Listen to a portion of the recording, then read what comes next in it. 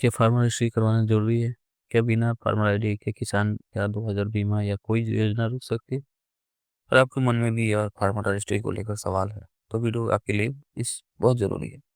इस वीडियो में आप फार्मर रजिस्ट्री से जुड़े कुछ सबसे जरूरी क्वेश्चन है जो है सवाल जवाब देने वाला हूँ। कौन कराए, क्यों कराए, कहाँ से होगा और अगर नहीं कराया तो क्या नुकसान हो सकता है, तो इस वीडियो का आखिर तक जरूर दें। दोस्तों, जो फार्मर आईडी बन रहा है ना, किसान कार्ड बन रहा है, उससे कुछ रिलेटेड क्वेश्चन है जो हमको कन्फ्यूजन करते हैं। आइए उसको हम देखते हैं। सबसे पहला क्वेश्चन है कि एग्री स्टेट के तहत किसान रजिस्ट्री क्या है? तो यह किसान को एक एकीकृत और प्रमाणित डेटाबेस है जिसमें योजना का सटीक वितरण और किसान और भूमि रिकॉर्ड के बीच लिंक सुनिश्चित करने के लिए बनाया गया। मतलब एक ऐसा चीज़ है जिसके थ्रू हम लोग अगर कार्ड बनवाते हैं तो कोई भी लाभ होगा उसको अप्लाई करने के लिए किसान से रिलेटेड उसको हम लोग डायरेक्ट अप्लाई कर सकते हैं। उसके लिए कोई भी कागज हमको देना नहीं पड़ेगा। अगला सवाल जो है, किसान रजिस्ट्री में पंजीकरण के लिए कौन पात्र है?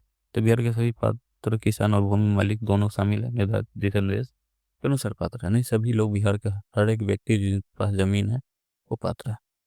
क्या पंजीकरण के लिए आधार अनिवार्य है? तो हाँ, पंजीकरण प्रतिबंध के डुप्लीकेट रिकॉर्ड को रोकने के लिए आधार है। अगला क्वेश्चन है कि पंजीकरण में कौन कौन से तरीके उपलब्ध है? किसान स्वयं पंजीकरण कर सकते हैं, सरकारी ऑपरेटर, स्वयं सेवक, सीएससी और सहायक की मदद ले सकते हैं। नहीं, सीएससी से वो अपने आप भी कर सकते हैं, बहुत सारा ऑप्शन है। सरकार द्वारा किसान रजिस्ट्री का उपयोग कैसे किया जाता है? तो इसका उपयोग लाभार्थी की पहचान, योजना वितरण, निगरानी, नीति विश्लेषण के लिए किया जाता है। ये अपनी केवाईसी बायोमेट्रिक ये जो है, जो अभी बनाते हैं एप्लीकेशन से, उनके लिए, तो ये आपके लिए नहीं है। यहाँ पे ध्यान दीजिए, नाम का मिलान न होने पर क्या करें? जैसे कि आधार या आर भूमि रिकॉर्ड में जिनमें भी गलती, उससे सुधार के लिए फिर से नामांकन का प्रयास करें। नहीं कि अगर आपका जमीन में गलती है तो उसको उसको परिमार्जन में डाल के सुधार करके और तो फिर से अप्लाई कर सकते हैं। उसके लिए मैंने वीडियो बनाया हुआ, उसको जाके देख लेते हैं मेरे चैनल में। अगर मेरा नाम बैकअप लिस्ट में ना तो क्या करें? फॉर्मेलिटी नहीं हो सकता। तो इसका सिंपल से इसका एक सवाल है कि वर्क लिस्ट में नहीं है तो या स्टार मार्क करके आता, उसको आप चूज करके और सर्च कीजिएगा तो नाम आ जाता है। अगला कि my name is not in the honour list पर क्लिक करने पर जो भी मेरी ज़मीन नहीं दिख रही है तो उसके लिए क्या करना पड़ेगा? तो ही सिम है कि आप पहले अपने फार्मर रजिस्ट्री के क्रम में जाइए, खेसरा सर्च कीजिए और जो आएगा आपका रकबा, जैसे कि 2-3 प्लॉट होता है जिसमें कभी कभी जो होता है ना कि 2 प्लॉट में 0-0 और तीसरा प्लॉट में सारा रकबा दिखाता, तो तीसरा प्लॉट का नंबर जो डालेंगे आप लोग तो उससे आ जाता। अगला सवाल है कि अगर मेरी जमाबंदी खाता खेसरा या रकबा अपलोड नहीं है तो क्या मेरा फार्मर रजिस्ट्रेशन नहीं हो सकता? तो फार्मर रजिस्ट्रेशन के लिए आवश्यक है कि आपकी जमाबंदी खाता खेसरा तथा उससे खेसरा रकबा हो और आप वास्तव में जमीन के मालिक हैं, लेकिन आपकी जमाबंदी सही नहीं है, प्रदर्शित नहीं हो रहा है, तो परमार्जन प्लस यानी कि इसको सुधार कर सकते हैं। सिंपल सा परमार्जन प्लस पोर्टल है, उससे कर सकते हैं। आधार और मोबाइल लिंक न होने पर क्या करें? तो निकटतम आधार से केंद्र एस पर जाकर मोबाइल नंबर लिंक करवाए। ये वीडियो की वेबसाइट देखे, लिंक करवा सकते हैं आसानी से। म्यूटेशन यानी कलम 2 यानी कि रजिस्टर टू सुधार के बाद पुराने नाम दिखने पर क्या करें? तो my name is not list of the honour पर क्लिक करके न्यूनतम मालिक का नाम प्राप्त कर पंजीकरण के लिए आगे बढ़े। अगला कि इनरोलमेंट आईडी और किसान आईडी में अंतर क्या है?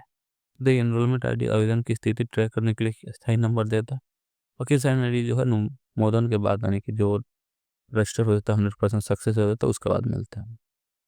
अगला किसान, क्या किसान रजिस्ट्री पंजीकरण में भूमि स्वामित्व का अधिकार मिलता है? नहीं, यह कानूनी भूमि स्वामित्व रजिस्ट्री नहीं है। यह केवल लाभ वितरण और समान शासन के उद्देश्यों के लिए, यानी कि आपका जो जमीन है उससे ये प्रूफ नहीं होता है किसान रजिस्ट्री से। सिंपल से आप किसान है, इसका ये प्रूफ है, एक तरह से बोल सकते हैं। अगला जो सवाल है कि क्या संयुक्त भूमि मालिक व्यक्तिगत रूप से पंजीकरण कर सकते हैं? तो हाँ, अलग अलग अपना मालिक है वो अलग अलग कर सकते हैं। नामांकन फॉर्म जमा करने के बाद क्या होता है? तो एनरोलमेंट आईडी जनरेट होती है, फिर सत्यापन के बाद किसान आईडी जारी की जाती है। क्या किसान आईडी एक सीमित अवधि के लिए मान्य है? नहीं, किसान आईडी जीवन भर के लिए मान्य है जब तक रिकॉर्ड में बदलाव या किसान की मृत्यु ना हो जाए। अगला जो सवाल आता है, तो अनुमोदन के बाद किसान आईडी जनरेट होने का कितना समय लगता है? तो अंतर पर अनुमोदन के 24 घंटे के भीतर जो है आप किसान आईडी बन जाता है। इसके बाद है कि क्या भूमि में म्यूटेशन यानी नामकरण से किसान आईडी प्राप्त प्रभावित होगी? तो हाँ, म्यूटेशन के माध्यम से भूमि स्वामित्व में बदलाव की किसान रजिस्ट्री के साथ अपडेट किया जाएगा। मान लो अपना जो है 10 कट्ठा जमीन है उससे कार्ड बना लिए और उसमें से 2 कट्ठा भेज दिए तो उसके बाद उसमें अपडेट करना होता है। सत्यापन और अनुमोदन के लिए कौन जिम्मेदार है? तो अगर आपके आधार में भूमि रिकॉर्ड में नाम एक प्रकार है तो स्वतः अनुमोदित हो जाएगा। अगर नाम में कुछ मिसमैच है, पूर्णता है, तो रजिस्टर अधिकारी और अंचल सरकार के लिए समस्या, यानी कि अगर आपका 100% डाटा सही है तो ऑटोमेटिक वो रजिस्टर हो जाता। अगर नहीं है, कम है 60-70% के बीच में, तो राजस्व अधिकारी के पास जाता। और 50 से नीचे है तो अंचल अधिकारी के पास, एनसीओ के पास जाता है उसको रजिस्टर करने की, वेरीफाई करने की। मेरी ज़मीन जमाबंदी चल रही है तथा लगान हर साल जमा कर रहा हूँ, फिर भी मेरा ज़मीन का विवरण एग्री स्टेट पोर्टल पर फॉर्म पर रजिस्ट्रेशन है तो नहीं दिखा रहा, इसका क्या कारण है? तो अगर आपकी जमाबंदी चल रही और आपने अद्यतन लगान रसीद काट रखी है तो आपकी ज़मीन वितरण जरूर एग्री स्टेट पोर्टल पर फॉर्म रजिस्ट्रेशन तो उपलब्ध रहेगा। अगर नहीं है तो उसके लिए बस मैं एक बढ़िया सा वीडियो ला दूंगा स्टार मार्क वाला, उसको आप लोग आसानी से देख सकते हैं।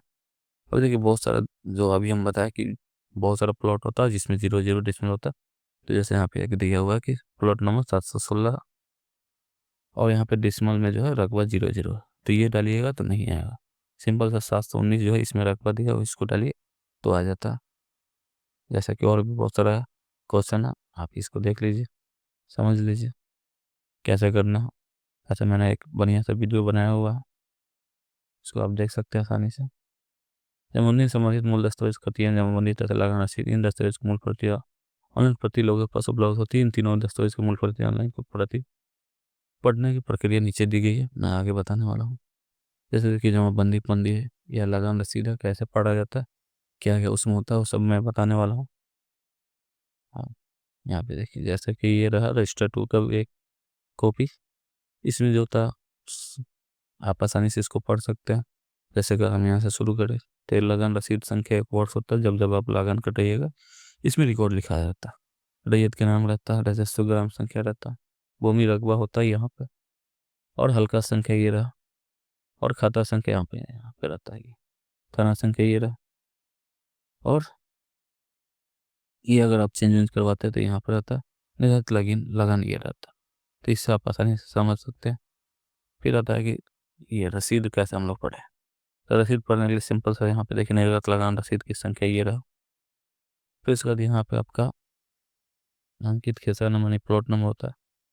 फिर यहाँ पे आपका ये लगान वित्तीय वर्ष होता है, कब लगान कटवा रहे हैं। फिर रकबा होता है, यहाँ पे रैयत का नाम होता है, उसका पता होता है, और ये जमाबंदी संख्या होता है।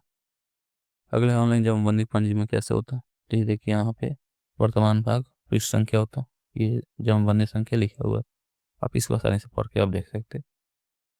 बहुत सारा होता है, जैसे यहाँ पे खाता है एक एक करके, और यहाँ पे प्लॉट नंबर है, यहाँ पे रकबा, फिर लगान रसीद है, ये सब आसानी से आप लोग पढ़ सकते हैं, इसमें कोई परेशानी नहीं है। अगर जो रसीद है ऑनलाइन जो कटा हो उसमें कैसे हम देखेंगे, तो खाता नंबर ये रहता है आपका, 6 नंबर यानी कि प्लॉट नंबर जिसको हम बोलते हैं ये रहा। और यहाँ पे डिसमल होता है, रकबा होता है, जो भी आपका रकबा हो। यहाँ पे बकाया होता है, वर्तमान होता है, सूद होता है, ये सब जोड़ करके जो भी है अपना इसमें लगान जो होता है हम लोग को भरना होता है। ये चीज़ है, जो लगान हम लोग भरते हैं उसका यहाँ पे डिटेल होता है, कब का भरा हुआ है वो डेट होता है। फिर आता है यहाँ पे आपका